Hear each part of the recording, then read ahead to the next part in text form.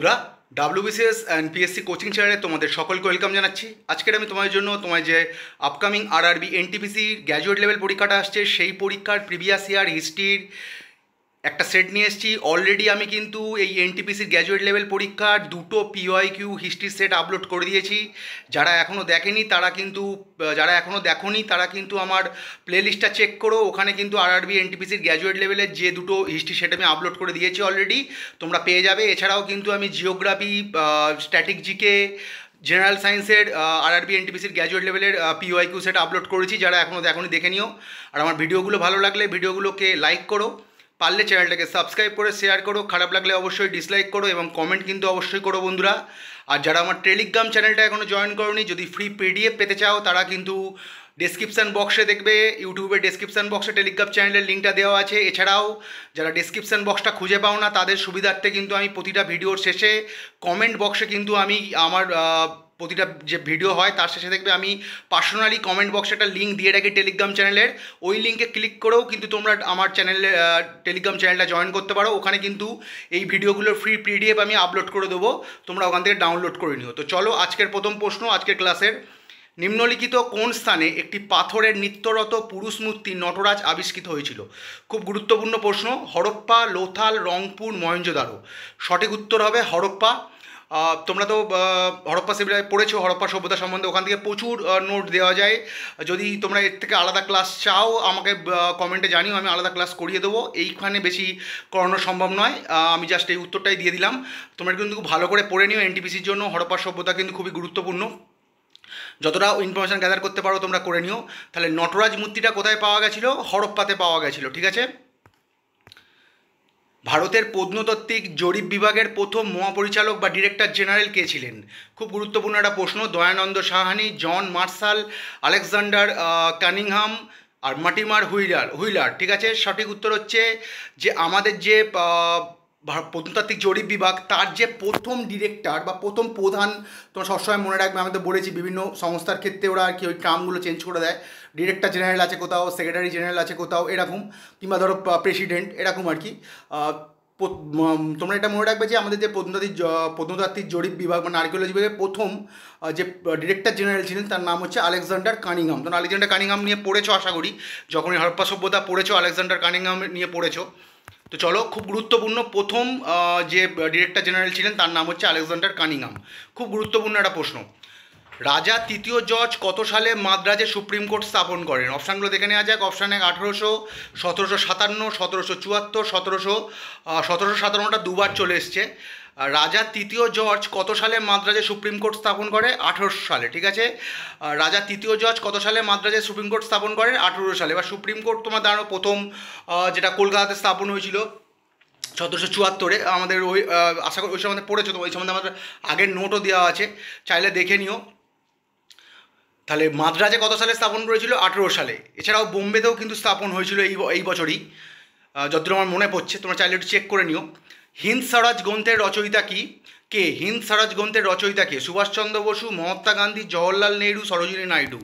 সঠিক উত্তর হচ্ছে মহাত্মা গান্ধী হচ্ছে হিন্দ স্বরাজ গ্রন্থের রচয়িতা। ভারতের নেপোলিয়ান বলা হয় কোন সম্রাটকে? অপশানগুলো দিচ্ছি না, সঠিক উত্তর হবে, অপশানগুলো আর বলছি না, সঠিক উত্তর হবে সমুদ্রগুপ্ত। ঐতিহাসিক ভিনসেন্ট স্মিথ কিন্তু ভারতের নেপোলিয়ান বলেছিল সমুদ্রগুপ্তকে। এটাও কিন্তু পরীক্ষা আসতে পারে, আমি এটা লেখা হয়নি, আগে নোটগুলোতে দিয়েছি, তোমরা দেখে নিতে পারো। যদি আসে যে ভারতের নেপোলিয়ান কাকে বলা হয়? সমুদ্রগুপ্তকে। সমুদ্রগুপ্ত থেকে বহু নোট আমি দিয়েছি। এবার যদি আসে যে সমুদ্রগুপ্তকে কে বা কোন ঐতিহাসিক ভারতের নেপোলিয়ান বলেছিলেন বা এই উপাধিটা দিয়েছিলেন, তখন হবে ঐতিহাসিক ভিনসেন্ট স্মিথ কিন্তু সমুদ্রগুপ্তকে ভারতের নেপোলিয়ান এই উপাধি বা টাইটেলটা দিয়েছিল। চলো পরের প্রশ্ন। হুমায়ুন নামা রচয়িতাকে? আবুল ফজল, গুলবদন বেগম, নাদিরা, জাহানারা বেগম। সঠিক উত্তর হচ্ছে গুলবদন বেগম। গুলবদন বেগম কে ছিল? হুমায়ুনের বোন বা বাবরের কন্যা ছিল, সম্রাট বাবরের। আর এটা কিন্তু খুব গুরুত্বপূর্ণ যে হুমায়ুন নামা কোন ভাষায় রচনা করা হয়েছিল? এটা কিন্তু পার্সি ভাষায় রচনা করা হয়েছিল। চলো পরের প্রশ্ন। ভারতীয় শিল্পের খুব গুরুত্বপূর্ণ এই প্রশ্নটা, এনটিপিসির এগেনস্টে বলছি, খুব ভালো করে এটা দেখো। ভারতীয় শিল্পের কোন শৈলী যা সাজসজ্জার জন্য খাঁটি সোনা ও রত্ন ব্যবহার করে এবং হিন্দু দেবদেবী ও বিশেষ করে কৃষ্ণকে চিত্রিত করে? মানে এক ধরনের শিল্প, ধরো এক ধরনের চিত্রকলাই আর কি, যে চিত্রকলাতে যে চিত্রকলাটাকে ধরো আঁকার জন্য আর কি একদম খাঁটি সোনা ও রত্ন ব্যবহার করা হয়, এবং স্পেশালি ওই যে চিত্রকলাটা, সেই চিত্রকলাতে আর কি আমাদের যে হিন্দু গডেস আছে তাদের সেগুলো প্রাধান্য পায়, এবং বিশেষ করে লর্ড কৃষ্ণা প্রাধান্য পায়। ঠিক আছে, তাহলে অপশানগুলো দেখে নেওয়া যাক। মধুবনী চিত্রকলা, তাঞ্জোর চিত্রকলা, ওয়ার্লি চিত্রকলা, প্রাচীর চিত্রকলা। খুব গুরুত্বপূর্ণ একটা প্রশ্ন, সঠিক উত্তর হবে তাঞ্জোর চিত্রকলা। এই তাঞ্জোর চিত্রকলার প্রধান বৈশিষ্ট্য হচ্ছে এখানে খাঁটি সোনা ও রত্ন ব্যবহার করা হয়। আরেকটা বৈশিষ্ট্য হচ্ছে এখানে হিন্দু দেবদেবীর সম্বন্ধে ছবিটা আঁকা হয়, মানে ছবি চিত্রিত হয়। আর স্পেশালি যদি বলে কৃষ্ণর আর কি কৃষ্ণকে চিত্রিত করা হয়।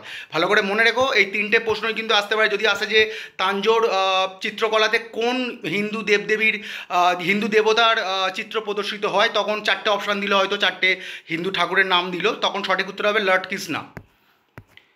পরের প্রশ্ন, বোম্বে ডেকান অঞ্চলে কোন সালে প্রথম রাজস্ব ব্যবস্থা চালু হয়েছিল? 1920, 1820, 1720, 1856। সঠিক উত্তর হচ্ছে 1820 সালে। যে বোম্বে ডেকান অঞ্চলে প্রথম রাজস্ব ব্যবস্থা চালু হয় 1820 সালে। মহেঞ্জোদারো কে সর্বপ্রথম খনন করেন? রাখাল দাস ব্যানার্জি, দয়ারাম সাহানি, এস.আর. রাও, বি.বি. লাল। সঠিক উত্তর হচ্ছে রাখাল দাস ব্যানার্জি, 1922 সালে। আর তখন যে হরপ্পা, ওটা তো জানো দয়ারাম সাহানি।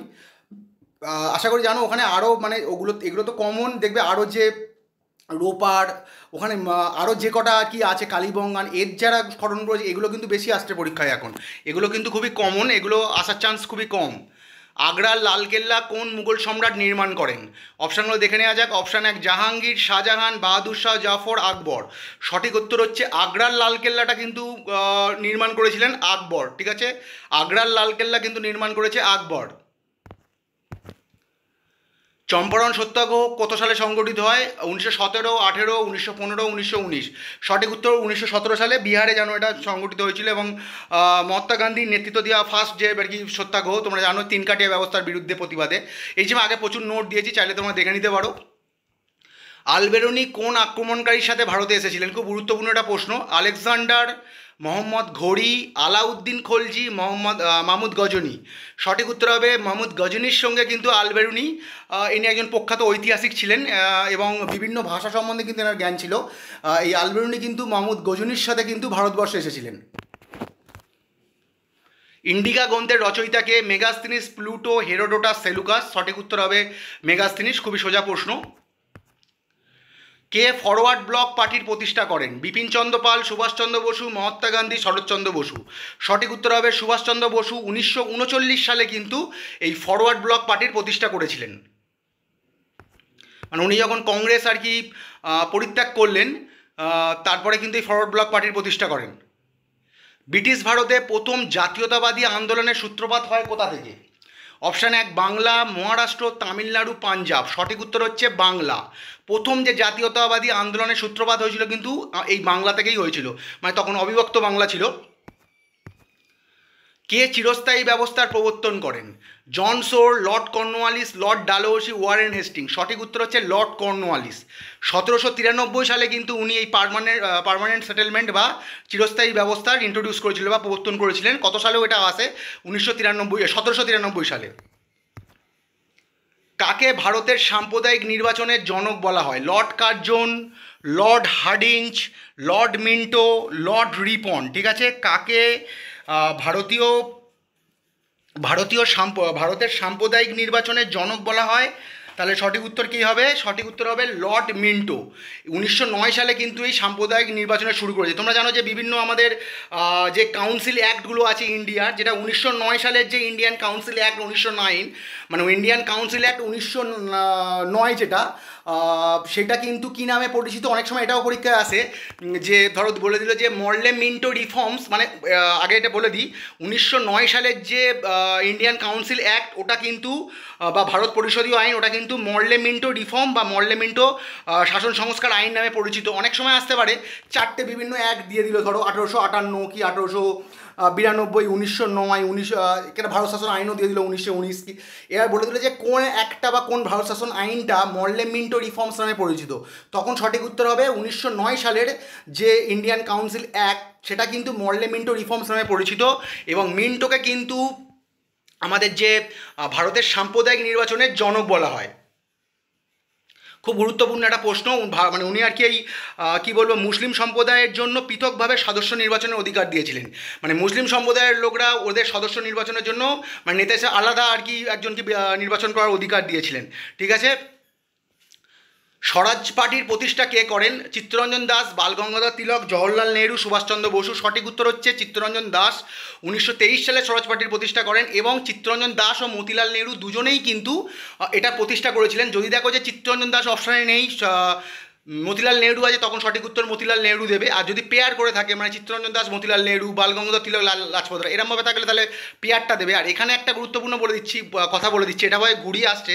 আমি অন্য একটা পরীক্ষা সেট তৈরি করতে গিয়ে দেখছিলাম যে who was the founding president of Swaraj party. ঠিক আছে, who was the founding president of Swaraj party এটাও আসছে, অথবা আসছে who was the founding secretary of Swaraj party. মানে স্বরাজ পার্টির প্রথম যদি বলে সভাপতিকে তখন হবে চিত্তরঞ্জন দাস, আর যদি বলে যে ফাউন্ডিং সেক্রেটারি বা প্রথম সচিবকে, মানে যখন প্রতিষ্ঠা হয় তখন তার প্রথম সচিব হয়েছিল মতিলাল নেহরু। এটাও কিন্তু অনেক জায়গায় পরীক্ষায় আসছে যে স্বরাজ পার্টির প্রতিষ্ঠা কালে প্রথম সচিব পদকে অলঙ্কিত করেছিলেন, তখন হবে মতিলাল নেহরু।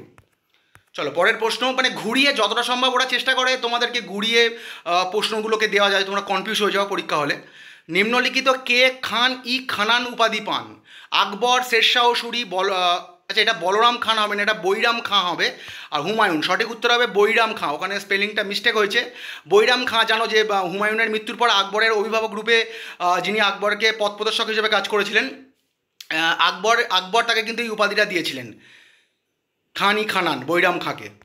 চলো পরের প্রশ্ন, কোন রাজবংশ মোধেরায় সূর্য মন্দির নির্মাণ করেন? মোধেরায়, এটা কিন্তু আমাদের কোনারকের সূর্য মন্দিরটা নয়, ওটা তো আলাদা, এইটা আলাদা। ওটা কিন্তু দুটো গুলিয়ে ফেলো না, এখানে তো অপশানটা সোজা করে দিয়েছে, ওখানে যদি রাজার নাম করে দিয়ে দেয় কিন্তু না গুলিয়ে ফেলবে না, ওটা কিন্তু আলাদা হবে। নরসিংহ বর্মন ছিল ওটা, প্রথম নরসিংহ বর্মন যতটা মনে পড়ছে, এটা কিন্তু আলাদা, এটা প্রথম ভীমের রাজত্বকাল। সঠিক উত্তর হবে চালুক্য রাজবংশ। কোন রাজবংশ মোধেরায় সূর্য মন্দির নির্মাণ করেন? চালুক্য রাজবংশ। এই মোধেরাটা কোথায় অবস্থিত? জেলা সমেত মুখস্থ রাখবে, কারণ পরীক্ষায় কিন্তু আসে সেন্ট্রালের পরীক্ষায়। এটা হচ্ছে গুজরাটের মহেশনা জেলাতে অবস্থিত একটা জায়গা হচ্ছে মোধেরা, সেখানে সূর্য মন্দিরটা নির্মাণ করেছিল কোন রাজবংশ? চালুক্য রাজবংশ। এটা কোন নদীর তীরে অবস্থিত? পুষ্পবতী নদীর তীরে অবস্থিত। আর কোন রাজার রাজত্বকালে এটা আর কি নির্মাণ হয়েছিল? তখন হবে প্রথম ভীম বা প্রথম ভীমার রাজত্বকালে 1026 থেকে 1027 এই টাইম পিরিয়ডে কিন্তু এটা প্রতিষ্ঠা হয়েছিল। এবং এই প্রথম ভীমের রাজত্বকালেই কিন্তু মামুদ গজনী, একটু আগে যে প্রশ্নটা পড়ালাম যে কোন আক্রমণকারীর সঙ্গে আল-বিরুনি ভারতে এসেছিলেন, এই মামুদ গজনীর সঙ্গে কিন্তু আল-বিরুনি এসেছিলেন। এই মাহমুদ গজনী কিন্তু যখন সোমনাথ মন্দির লুট করছে, তোমরা জানো গুজরাটের সোমনাথ মন্দির লুট করছে, তখন কিন্তু এই প্রথম ভীমের রাজত্বকাল চলছে। মানে এটাও আসতে পারে পরীক্ষায় যে কোন রাজার রাজত্বকালে সোমনাথ মন্দির লুট করে হচ্ছে সুলতান মাহমুদ গজনী, তখন সঠিক উত্তর হবে প্রথম ভীম বা প্রথম ভীমা। ঠিক আছে, আর একটা এখানে একটা দেখছি অপশানে আছে চালুক্যও আছে, সোলাঙ্কিও আছে। এখানে একটা ব্যাপার হচ্ছে চালুক্য বংশ তোমরা তো পড়েছো, কল্যাণী চালুক্য বংশ, বাতাপিচাল এরকম পড়েছো তোমরা, যে গুজরাটের যে চালুক্য বংশ এটা কিন্তু আবার সোলাঙ্কি রাজবংশ নামেও পরিচিত। গুজরাটের চালুক্য বংশকে লোকালি কিন্তু সোলাঙ্কিও বলা হতো, তোমরা চাইলে এটা আমাদের একটু দেখে নিতে পারো। তবে যেহেতু এখানে চালুক্যটা দিয়ে দিয়েছে, তোমরা চালুক্যটাই দেবে। যদি চালুক্য না থাকতো, ধরো রাষ্ট্রকূট আছে, চোল আছে, পল্লব আছে, সোলাঙ্কি আছে, তখন সোলাঙ্কিটা দিও। আর যেহেতু চালুক্যটা দেওয়াই আছে, তাহলে কিন্তু সোলাঙ্কিটা না দিয়ে চালুক্যটা দিতে পারো। কিন্তু আমার যতদূর মনে হচ্ছে সোলাঙ্কি দিলেও সঠিক উত্তর হবে, কারণ গুজরাটের চালুক্যরা সোলাঙ্কি নামে বেশি পরিচিত ছিল। ঠিক আছে, তবে এখানে চালুক্য রাজবংশই দেওয়া আছে, তখন ওটাই দিও। যদি দেখো চালুক্য নেই, মোধেরায় রাজবংশ কে নির্মাণ করেছে, মোধেরায় সূর্য মন্দির কে নির্মাণ করেছে, চারটে অপশনের মধ্যে চালুক্য নেই, সোলাঙ্কি আছে, তখন সোলাঙ্কি দিও। কারণ গুজরাটের যে চালুক্য বংশ সেটা কিন্তু তোমার সোলাঙ্কি, মানে গুজরাটের যে চালুক্য বংশ সেটা কিন্তু সোলাঙ্কি রাজবংশ নামেও পরিচিত। ঠিক আছে, যেটা তোমরা পড়ে থাকবে যে সোলাঙ্কি রাজবংশের আর কি প্রতিষ্ঠাতা কে অনেক সময় আসে, বা প্রথম অ্যাডমিনিস্ট্রেটর ছিল হচ্ছে মূল রাজ। ঠিক আছে, আর এদের যে রাজধানী এটাও কিন্তু অনেক সময় আসে, যে গুজরাটের চালুক্য বংশ বা সোলাঙ্কি বংশের রাজধানীকে, এটা খুব গুরুত্বপূর্ণ, আনহিল ওয়ারা। আর প্রথম রাজা ছিলেন বা শাসক ছিলেন হচ্ছে প্রথম মূলরাজ, ঠিক আছে, এটাও কিন্তু পরীক্ষায় আসে। আর শেষ রাজা ছিলেন কর্ণদেব, এই তিনটে কিন্তু খুব আসে। গুজরাটে চালুক্য বংশের যে প্রতিষ্ঠাতা বা প্রথম শাসক ছিল প্রথম মূলরাজ, রাজধানী ছিল হচ্ছে আনিলওয়ারা, আর শেষ শাসক ছিল কর্ণদেব। আর এই ভীমের যে প্রথম ভীম বা ভীমার রাজত্বকালেই কিন্তু ওই সোমনাথ মন্দির লুণ্ঠন করেছিল মাহমুদ গাজনী, সুলতান মাহমুদ গাজনী। আচ্ছা, এই প্রশ্নটাও খুব গুরুত্বপূর্ণ। 1857 সালের মহাবিদ্রোহ বা সিপাহী বিদ্রোহ মানে সিপাহী মিউটিনি, তাই লখনৌ থেকে কে নেতৃত্ব দিয়েছিলেন? তান্তিয়া টোপি, বেগম হজরত মহল, বীর সাভারকর, কুনওয়ার সিং। সঠিক উত্তর হবে বেগম হজরত মহল। লখনৌ থেকে মানে আওয়াধ, মানে উনি আওয়াধের রাজবংশেরই একজন ছিলেন। লখনৌ থেকে কিন্তু নেতৃত্ব দিয়েছিলেন বেগম হজরত মহল। চলো পরের প্রশ্ন, উডের ডেসপ্যাচ নিম্নলিখিত কিসের সঙ্গে সম্পর্কিত? খুব গুরুত্বপূর্ণ একটা প্রশ্ন, এই সম্বন্ধে আমি আগেও প্রচুর নোট দিয়েছি। রেলপথ, শিল্প, শিক্ষা, সেচ ব্যবস্থা। সঠিক উত্তর হচ্ছে শিক্ষা। উডের যে ডেসপ্যাচ এটা কিন্তু আমাদের মানে এডুকেশন রিলেটেড একটা ব্যাপার, যেটা কিন্তু 1854 সালে মানে এটা আসে। আর এই সময় এটা এক সময় হবে না, সরি বন্ধুরা, যদি অনেক সময় আসে যে উডের ডেসপ্যাচ যখন এই উডের ডেসপ্যাচ একটা শিক্ষানীতি, মানে এটা একটা one kind of education policy, মানে উডের despatch is one kind of education policy. এই উডের ডেসপ্যাচ যখন আসে তখন গভর্নর জেনারেল ছিলেন হচ্ছে লর্ড ডালহৌসি, এটাও কিন্তু পরীক্ষায় আসতে পারে। এই উডের ডেসপ্যাচের মাধ্যমেই কিন্তু 1857 সালে কলকাতা, মাদ্রাজ ও বোম্বাইতে কিন্তু 3টে বিশ্ববিদ্যালয় গঠন করা হয়েছিল আর কি, ঠিক আছে। মানে উডের ডেসপ্যাচ হচ্ছে এডুকেশান একটা পলিসি, ঠিক আছে। তো চলো বন্ধুরা, আজকের এই পর্যন্ত। খুব তাড়াতাড়ি আমি আরআরবি এনটিপিসির অন্য সিরিজ নিয়ে হাজির হচ্ছি। এছাড়াও ডাব্লিউবিসিএসে যেরকম ক্লাস করাবো। তোমাদের এনটিপিসির গ্র্যাজুয়েট লেভেল পরীক্ষাটা তো চলেই এসছে, তো ভালো করে পড়ো আর আমার ভিডিওগুলো দেখো। আশা করি তোমরা খুবই উপকৃত হবে, কোশ্চেন প্যাটার্নটা জেনে যাবে তোমরা কী ধরনের কোশ্চেন আসতে পারে। তো চলো বন্ধুরা, good day and good bye.